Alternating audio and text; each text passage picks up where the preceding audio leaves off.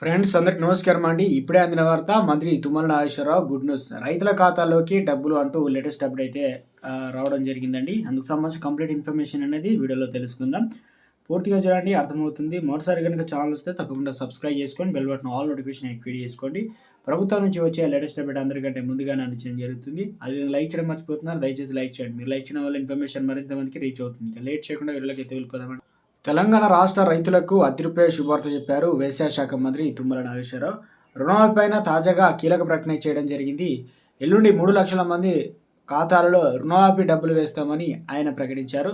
పలు కారణాల వల్ల రుణమాఫీ నిలిచిన 3 లక్షల మంది రైతుల ఖాతాల్లో డబ్బులు వేయబోతున్నామని వ్యవసాయ శాఖ మంత్రి తుమ్మల నాగేశ్వరరావు అయితే ప్రకటించడం జరిగింది.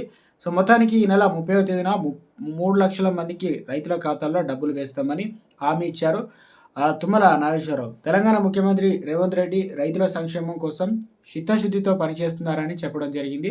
వరి ధాన్యం దిగుబడి చేయడంతో పాటు తెలంగాణలో మొదటి స్థానంలో ఉందని గుర్తు చేశారు.